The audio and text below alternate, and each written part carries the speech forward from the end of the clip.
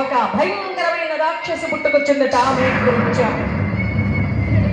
అంబరీషుని సంహరించడానికి వెళుతోందట. అంబరీషుడు ఏమాత్రం చలించలేదండి. అంతా విష్ణు పాదార్పణమస్తు అన్నట్టుగా అలా నిబ్బరంగా నిలబడ్డాడు. ఎందుకంటే నేను తప్పు చేస్తే భయపడాలి, ఇందులో నేను ఎలాంటి దోషము చేయలేదు, నేను చేసిన కార్యములు ఎటువంటి దోషం లేదండి. మీకన్నా ముందు భోజనం చేస్తే మీరు నన్ను కోప్పడిన అర్థం ఉంది. వ్రతగడియను దాటకూడదని కేవలం తులసి తీర్థాన్ని మాత్రం సేవించాను కదా, నాదో తప్పేముందంటూ అలా నిబ్బరంగా నిలబడి ఆ హరినామస్మరణను గావించాడండి ఆ యొక్క అంబరీషుడు. శ్రీమత్పయోనిధి నికేతన చక్రపాణే, శ్రీమత్పయోనిధి నికేతన చక్రపాణే, భోగేంద్ర భోగమండిత మణిరంజిత పుణ్యమూర్తే,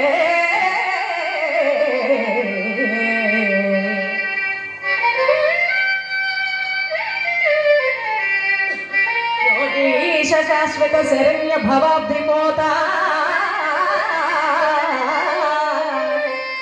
లక్ష్మీ నృసింహ మమ దేహి కరావలంబం,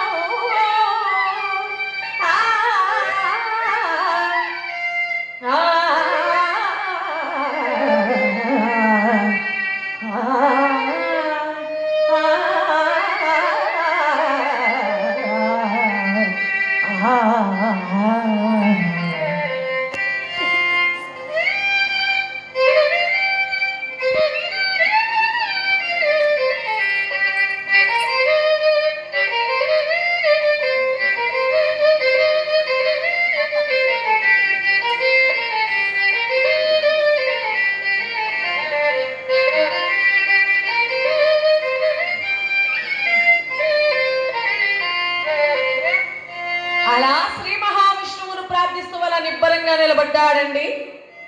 ఎప్పుడైతే ఆమె నిలబడ్డాడో భాగవతోత్తముల యొక్క రక్షణ కోసం శ్రీమన్నారాయణుడు సర్వదా సిద్ధంగా ఉంటాడు అన్నట్లుగా వెంటనే ఒక సుదర్శన చక్రం భూన భోంతరాలు దద్దరిల్లుతున్నాయన్నట్లుగా ధగద్ధగాయమానముగా ప్రాచుర్యమానముగా అలా గిరగిరమంటూ తిరుగుతూ వారి యొక్క కృత్యను ఒక్కసారిగా సంహరించి వేసిందట. ఆ కృత్యను సంహరించినటువంటిదై అలా దుర్వాసమానందుడు వెంటబడిందట. భయకంపితుడైపోయాడు దుర్వాసుడు. అవురా, ఏమిటిది, ఈ సుదర్శనం నా వైపుగా దూసుకొస్తోందా అంటూ వెన్నను చూపించేయాలా భయపడి పారిపోయి పరిగెడుతున్నాడటండి ఇతడు. అలా పరిగెడుతున్నటువంటి వాడే అలా సరాసరి గగన మార్గానికి చేరి అలా దేవేంద్రుని చేరుకున్నాడు ముందుగా స్వర్గలోకాన్ని.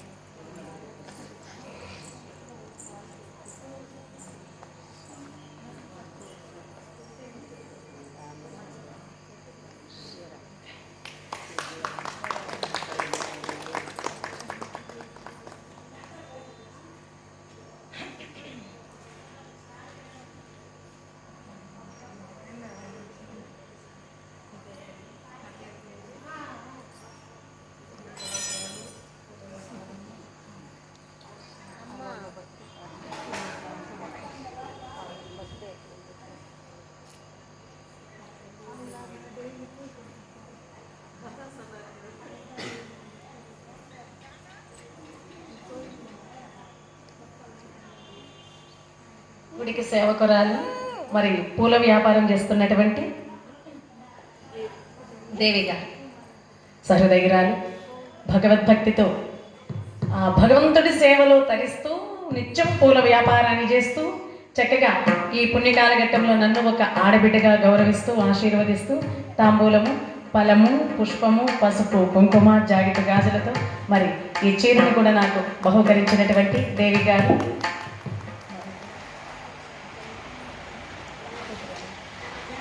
ఆ ఫ్రెండ్ శాంతని దేవి గారండి. ఈ శుభ సందర్భంలో నన్ను ఒక బిడ్డగా గౌరవిస్తూ ఆశీర్వదిస్తూ ఈ అమూల్యమైనటువంటి కానుకలు మాకు సమర్పించారు. ఆ మహాతల్లికి పార్వతీ పరమేశ్వరుడు సకలైశ్వర్య ఆయురారోగ్య భోగభాగ్య ధనకనక వస్తు వాహనాలనిచ్చి వారిని చల్లగా ఇళ్ళవేళలా రక్షించి ఆ శివ పరమేశ్వరుల కృపకు వారు పాత్రుడు కావాలి.